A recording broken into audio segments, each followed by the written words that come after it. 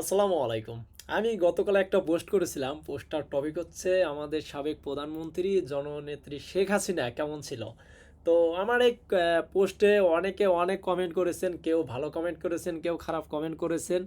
আর এই কমেন্টের মাঝে সবচেয়ে বেশি দুঃখজনক বিষয় হচ্ছে খারাপ কমেন্টের সংখ্যা অনেক বেশি ছিল। আর দেখেন, আমি এই যে এটা আমি দলীয়ভাবে কোনো কিছু করিনি। আমি আসলে এটা মজার ছলে এই পোস্টটা করেছি, কিন্তু সবাই যে সবার এত মতামত দিবেন আসলে আমি এটা ভাবতেও পারিনি। তারপরে আমি যতটুকু সম্ভব আমি আমার কমেন্টে রিপ্লাই দেওয়ার চেষ্টা করছি। আর এত পরিমাণ কমেন্ট, তো সবগুলা দেওয়া সম্ভব হয়নি। আর যে জন্য আজকের ভিডিওটা সেই পোস্টের ভিত্তিতে করা, তো সে কারণটা বলি।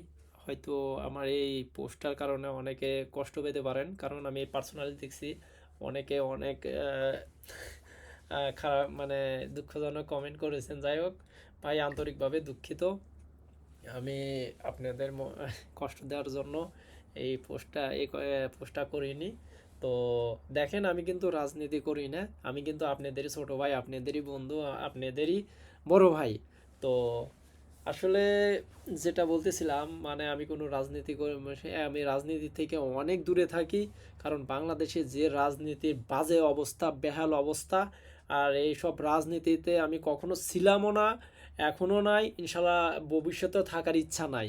তো হয়তো আবার অনেকে দেখি আমাকে রাজাকার কমেন্টে লিখছেন রাজাকার। দেখেন, সে জামাত করি না, বা আমি জামাতের কিছু লোক আছে, ওনাদের আমি ভালোবাসি, ওনাদের কথা আমি শুনি, ওনাদের ফলো করি।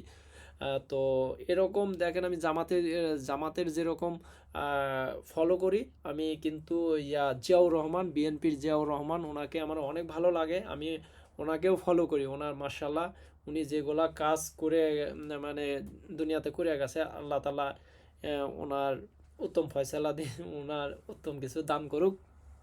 তো যেটা বলতেছিলাম, হয়তো আবার ভাবতে পারেন যে আমি ইলেকশনের সময় আহ, আমি বিএনপির জামাতের হয়ে কথা বলছি, বিএনপির হয়ে কেন কথা বলিনি, বা এরকম যদি চিন্তা করে থাকেন।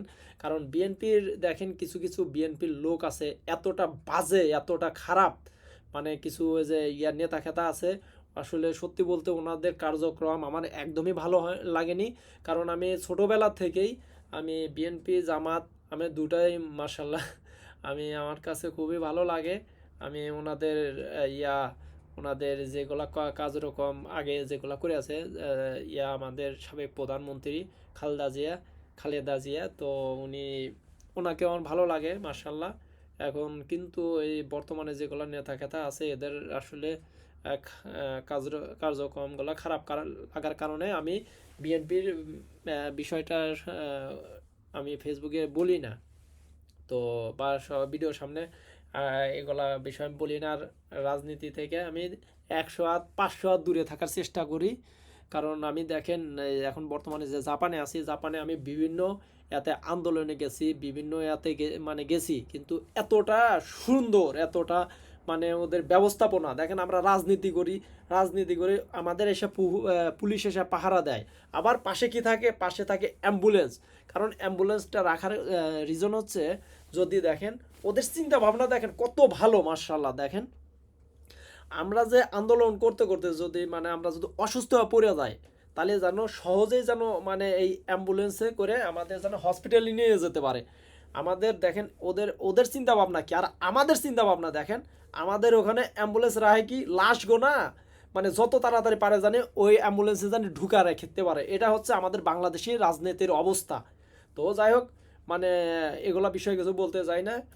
এখন যেটা বলতেছিলাম ভাইয়া, আমি আন্তরিকভাবে দুঃখিত। আমি বিএনপিকেও ভালোবাসি, জামাতকেও ভালোবাসি, আওয়ামী লীগকেও ভালোবাসি, এনসিপিকেও ভালোবাসি, সবাই আমার ভাই। তো সবার প্রতি আমার ভালোবাসা সবসময় থাকবে।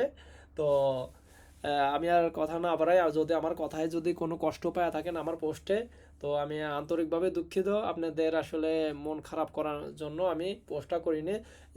আমি সবাইকে একটু বিনোদন দেওয়ার জন্য পোস্টটা করেছি। তো সবাই ভালো থাকবেন। আল্লাহ হাফেজ। আসসালামু আলাইকুম।